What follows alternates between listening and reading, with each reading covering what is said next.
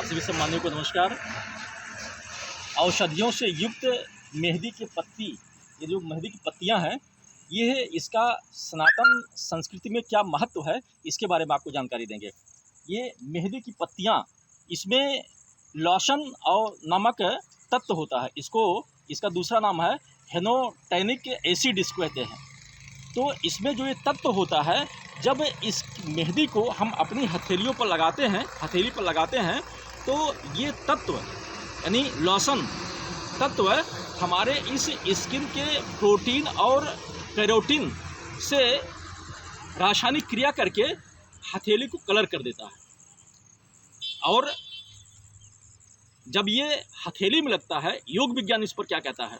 योग विज्ञान कहता है, जैसे आपने आपको पूर्व में अपने एपिसोड में बताया है कि शरीर के सारे अंग इन्हीं हथेलियों पर होते हैं। तो जब ये मेहंदी का पत्ता आप देख रहे हैं ना, ये मेहंदी हमारे यहाँ ये योग संस्थान पर, हमारे योग संस्थान पर ये मेहंदी का पौधा लगा हुआ है। तो जब ये मेहंदी की पत्ती हमारे हथेली पर लगती है, तो शरीर के जितने अंग इसी हथेली पर होते हैं, वो उस मेहंदी के तत्व को अवशोषित करके शरीर के अंगों में लेके जाता है, जिससे हमारे शरीर के टेम्परेचर, हमारे शरीर के तापमान नियंत्रित करता है, शरीर को शीतलता प्रदान करता है, शरीर में हीमोग्लोबिन की मात्रा को बढ़ाता है, शरीर के कोशिकाओं को क्षतिग्रस्त होने से बचाता है। कटे हुए अंगों पर ये औषधि का कार्य करता है। ये ये जो मेहंदी की पत्ती है, शादी ब्याह में, शुभ कार्य में इसका महत्वपूर्ण स्थान है, इसी का प्रयोग करते हैं। इसलिए हमारे सनातन धर्म में इस मेहंदी के पत्तियों का बहुत ही महत्वपूर्ण स्थान दिया गया है। कोशिकाएं कैसे क्षतिग्रस्त होती हैं? जैसे आप देखते हैं कि कहीं शरीर पे चोट लग जाता है, कहते हैं ना कि काला हो गया है, शरीर पर चोट लग गया है, काला हो गया है।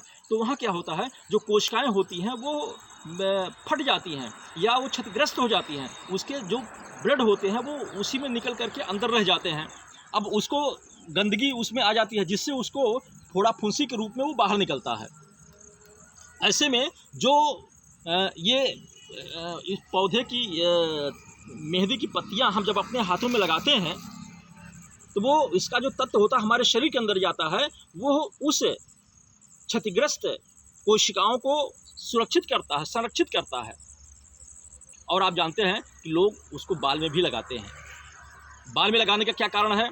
शरीर नाभि के नीचे मूलाधार चक्र होता है, और यहीं से 3 मुख्य नाड़ियां शरीर की निकलती हैं, ईड़ा, पिंगला और सुषुम्ना नाड़ी। वो आकर के यहाँ सर पर जो चोटी होती है, यहाँ पर आकर के तीनों नाड़ियां मिल जाती हैं। तो जब हम सर पर लगाते हैं तो इन नाड़ियों, इस पॉइंट के स्थान पर, इसको हम ब्रह्मरंध्र भी कहते हैं, जहाँ पर ये चोटी होती है, शिखा होती है, इसी शिखा के माध्यम से वो मेहंदी का तत्व वो हमारे शरीर के अंदर भी जाता है।